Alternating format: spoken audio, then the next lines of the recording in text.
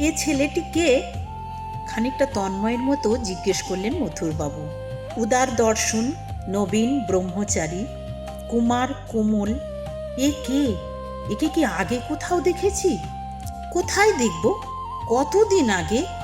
কিছুতেই মনে করতে পারছেন না মথুরবাবু। তবে কি পূর্বজন্মে দেখেছি, কিংবা জন্ম মৃত্যুর পরপারে? কে এই ছেলেটি? না, স্বগদুক্তি নয়, প্রশ্ন করছেন রামকুমারকে। আমার ভাই, স্নিগ্ধ বিনয় বললেন রামকুমার। কিন্তু মথুরা মোহনের কে? কেউ যদি নাই হবে, তবে তার দিকে মন ছুটে চলেছে কেন? এখানে এই মন্দিরে কাজ করবে? দেখব জিজ্ঞেস করে, বললেন বটে রামকুমার, কিন্তু জিজ্ঞেস করতে সাহস পেলেন না। তিনি জানেন তো তার ভাইকে, দক্ষিণা নিয়ে ঠাকুর পুজো করবার সে ছেলে নয়। এমন সময় দক্ষিণেশ্বরে হৃদয় রাম এসে হাজির। এ কি, তুই এখানে কোত্থেকে? অবাক হলেন রামকুমার। বর্ধমান গিয়েছিলাম চাকরির সন্ধানে। চাকরির নামে লবডঙ্কা। শুনলাম মামারা মস্ত হয়েছেন, রানী রাসমণির কালী মন্দিরে আছেন পুজুরি হয়ে। ভাবলাম যদি তাদের ধরলে একটা হিল্লে হয়। 16 বছরের বলবান ছেলে, দৈর্ঘ্যে প্রস্থে দৃঢ়কায়, সুপুরুষ, সদানন্দ। ওরে হৃদয়ে এসেছিস? আনন্দে ছুটে এলো গদাধর। যদিও বছর চারেকের ছোট, সম্পর্কে ভাগ্নে, তবু একেবারে নিকটতম বন্ধু। ছেলেবেলার খেলুড়দের একজন। সহজ স্নেহে জড়িয়ে ধরল বুকের মধ্যে। বলে, তুই কি মনে করে? হৃদয় কিছু বলল না, চুপ করে রইল। কিন্তু অন্তরে বসে অন্তরবাসিনী বললেন, তোরই জন্য হৃদয়কে পাঠিয়ে দিলাম তোর কাছে। ও না হলে তোকে দেখবে শুনবে কে, সামলাবে কে? সাধনায় বসে যখন সব ভুলে যাবি, তখন তোর শরীর কে বাঁচিয়ে রাখবে? তুই যদি শিব, ও তোর নন্দী। তুই যদি রাম, ও তোর লক্ষণ। গাছে যেমন ছায়া, গদাধরের তেমনি হৃদে। দুটিতে কাজ ছাড়া নেই, সর্বক্ষণ সমভাব, শুধু খাবার সময় আলাদা। হৃদয়ে মন্দিরে প্রসাদ নেয়, গদাধর গঙ্গা তীরে রান্না করে। সেজবাবুকে এড়িয়ে চলে গদাধর।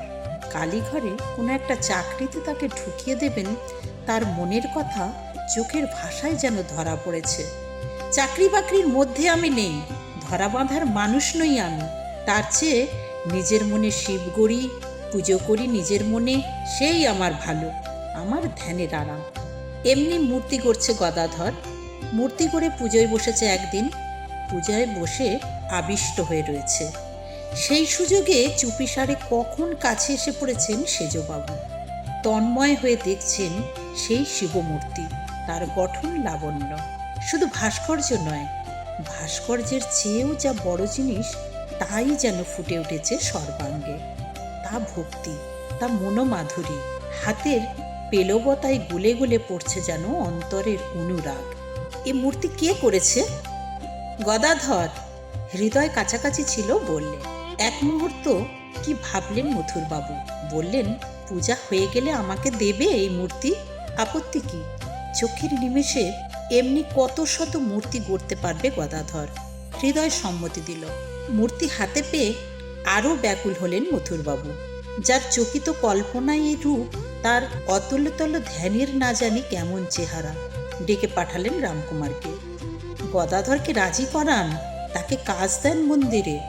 অসম্ভব, মুখ গম্ভীর করলেন রামকুমার। গদাধরের চাকরিতে রুচি নেই। জেদ চাপল মথুরবাবুর।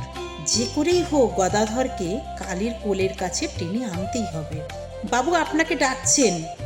গদাধর চেয়ে দেখল সেজবাবুর চাকর। আর পালাবার জো নেই। সেজবাবু একেবারে চোখের ওপর দাঁড়িয়ে। ডাকছেন, যাও না। হৃদয় তাড়া দিল। অত ভয় কিসের? গেলেই বলবে এখানে থাকো, চাকরি করো। ও আমি পারবো না। দোষ কি? করলেই বা চাকরি। লোক কত সৎ আর মহৎ, এমন লোকের আশ্রয়ে চাকরি করা তো সুখের কথা। তুই কত বুঝিস? চাকরি নিলেই চিরকাল বাঁধা পড়ে যেতে হবে, আমার তা পোষাবে না।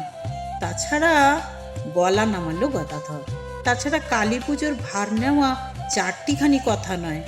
দেবীর গায়ের অত গয়নার কে ভার নেবে? আমি নেব। তুই নিবি? সত্যি বলছিস? চাকরি খুঁজতে এসেছি আমি, আমার একটা কিছু জুটে গেলেই হলো। তবে যাই, বলি গে সেজবাবুকে। হাতে চাঁপ পেলেন মথুরবাবু। গদাধরকে বললেন, তুমি মাকে রোজ সাজাবে, মার বেশকারী হলে তুমি। আর হৃদয়কে বললেন, তুমি হলে ওর সাগরেদ। এ সময় একটা কাণ্ড ঘটল। ক্ষেত্রনাথ চাটুর্যে রাধা গোবিন্দের পূজারী। রোজ সকালে রাধারানী আর কৃষ্ণকে মন্দিরের সিংহাসনে এনে বসান, আর বিকেল হলে নিয়ে যান শয়নঘরে। জন্মাষ্টমীর পরের দিন দুপুরে ভোগরাগ অনেকক্ষণ হয়ে গিয়েছে। এখন বিরাম পর্ব। কক্ষান্তরে রাধারানীকে আগে শুইয়ে দিয়ে এসেছেন। এখন গোবিন্দকে নিয়ে চলেছেন ক্ষেত্রনাথ। হঠাৎ পড়ে গেলেন পা পিছলে। নিজে সামলেছেন, কিন্তু বিগ্রহের একটি পা গিয়েছে ভেঙে। তুমুল শোরগোল উঠল মন্দিরে। এ কি অঘটন, এ কি অশুভ সূচনা! ক্ষেত্রনাথকে বরখাস্ত করে দেওয়া হলো সরাসরি। কিন্তু তাতে কি হবে? বিগ্রহ তো তাতে অভঙ্গ হয়ে উঠবে না। তা উঠবে না, কিন্তু উপায় কি বলো? রানী রাসমণি অস্থির হয়ে উঠলেন। মথুরবাবুকে বললেন, সভা বসাও, ডাকাও পণ্ডিতদের, বিধি নাও। বসল পণ্ডিত সভা। সব ন্যায় চঞ্চু তর্ক চূড়ামণির দল। অনেক শাস্ত্র ঘেটে আর সংস্কৃত আওড়ে তারা পাঁতি দিলেন, ভাঙা বিগ্রহকে গঙ্গায় ফেলে দিতে হবে, আর তার জায়গায় বসাতে হবে নতুন দেবমূর্তি। সঙ্গে সঙ্গে নতুন দেবমূর্তির ফরমায়েশ গেল। কিন্তু রানীর মনে সুখ নেই। অন্তরের অন্ধকারে কাঁদতে লাগলেন। বলতে লাগলেন গোবিন্দকে, তুমি কি আমার কাছে শুধু পাথর না তামা পেতলের, যে তোমাকে জলে ফেলে দেব? তার চেয়ে তুমি আমাকে চোখের জলে ফেলে রাখো। মথুর বুঝলেন রানীর অস্থিরতা। বললেন, গদাধরকে গিয়ে জিজ্ঞেস করি। মনে হলো যেন কোথাও একটা সহজ সমাধান আছে। যিনি সরলের মধ্যে সরল, তিনিই তরল করে দেবেন। গদাধরকে বললেন, সব মথুরবাবু, এখন তুমি কি বলো? তোমার মন কি বলে? যেমন পণ্ডিত তেমনি তাদের পাঁতি। ঝলসে উঠল গদাধর। রানীর জামাইয়ের যদি আজ ঠ্যাং ভাঙত, তবে রানী কি করতেন? গঙ্গায় জামাইকে ফেলে দিতেন, আর তার জায়গায় বসাতেন এনে নতুন জামাই? সবাই স্তব্ধ হয়ে রইল। কখনো না, জামাইকে রানী চিকিৎসা করাতেন, চিকিৎসা করিয়ে ভালো করে তুলতেন। এখানেও সেই ব্যবস্থা করলেই হয়। সবাই বাক্যহীন। হ্যাঁ গো, ভাঙা পা জোড়া দেওয়ার কথা বলছি।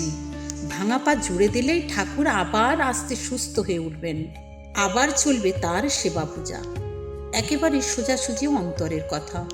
মন যেমনটি চায় তেমন। যা মন থেকে আসে, বিবেক থেকে আসে, তাই ঈশ্বর থেকে আসে। যেখানে সরল স্বচ্ছ, সেখানেই ঈশ্বরের প্রতিবিম্ব। এমন যে সহজ মীমাংসা হতে পারে শুনে পণ্ডিতেরা হতভম্ব হয়ে গেল। অনেক শাস্ত্র পেড়ে আপত্তি তুললে। কিন্তু মনের কাছে আবার শাস্ত্র কি? মনের জোরের কাছে কার জোর খাটবে? রানীর বুক ভরে গেল আনন্দে। দু চোখে ধারা নেমে এলো। কত সহজের মধ্যে তুমি আছো, কত সহজের মধ্যেই ধরা দিলে। মনে মনে বললেন গোবিন্দকে। গদাধরকে বললেন, তুমি তবে ভাঙা পা জুড়ে দাও। তুমি ওস্তাদ কারিগর, তুমি বৈদ্যনাথ। ভাঙা পা জুড়ে দিল গদাধর। একেবারে নিখুঁত করে দিল। কারো সাধ্যি নেই। চোখে দেখে বার করে দেয় জোড়ার দাগ। কারো সাধ্যি নেই বার করে দেয় এই জাদুকরের জারি জুড়ি। ফরমাইশি মূর্তি এসে পৌঁছালো। মথুরবাবু বললেন, দেখো তো এ আগের মতো হলো কিনা। চোখ মেলে নয়, চোখ বুজে দেখল গদাধর। দেখল অন্তরের মধ্যে ডুবে গিয়ে, না, তেমনটি হয়নি, তেমনটি আর হয় না। দরকার নেই নতুন বিগ্রহে, পুরনো বিগ্রহই ভালো। কত প্রীতি ভক্তির কোমলতা তার গায়ে মাখা, কত অশ্রুতে তাকে স্নান করানো, কত প্রার্থনায় তার ঘুম ভাঙানো। তাকে কি আর বিদায় দেওয়া চলে? নাকি বিদায় দিলেই তার দায় যাবে? কিন্তু যাই বলো, খুঁত হয়ে রইল যে। অঙ্গহীন বিগ্রহকে কি পূজা সিদ্ধ হয়? খুব হয়। প্রিয়জন যদি খুঁতে হয়, তবে সেই খুঁতের জন্যই সে প্রিয়তর। বরানগরে কুটিঘাটার কাছে রতন রায়ের ঘাটে গদাধর বেড়াতে এসেছে। সেখানে ডাকসাইটে জমিদার জয়নারায়ণ বাড়ুজ্যের সঙ্গে দেখা। কথায় কথায় রানী রাসমণির কালীবাড়ির কথা উঠল, রাধা গোবিন্দের কথা। হ্যাঁ হে মশাই, ওখানকার গোবিন্দ কি ভাঙা? তোমার বুদ্ধি কি গো? গদাধর হেসে উঠল। যিনি অখণ্ড মণ্ডলাকার, তিনি কি কখনো ভাঙা হন? জয়নারায়ণ চুপ। ভাবাবস্থায় পড়ে গিয়ে ঠাকুরের দাঁত ভেঙে গিয়েছিল, সেবার পড়ে গিয়ে হাত ভেঙে গেল। হাত ভাঙল কেন জানিস? ভক্তদের সম্বোধন করে প্রশ্ন করলেন ঠাকুর। কে কি বলবে ঠাকুরের হাত ভেঙে গিয়েছে, এ একটা দৈব বিপাক ছাড়া আর কি। কিন্তু ঠাকুর বললেন, হাত ভাঙল সব অহংকার নির্মূল করবার জন্য। এখন আর এই খোলের ভেতর আমি খুঁজে পাচ্ছি না। খুঁজতে গিয়ে দেখি তিনি রয়েছেন। রানী রাসমণি খুঁজতে গিয়ে দেখলেন ভাঙা বিগ্রহের মধ্যেই গোবিন্দ রয়েছেন। জ্ঞানে যিনি, সত্তায় যিনি, প্রাপ্তিতে যিনি, তিনিই গোবিন্দ।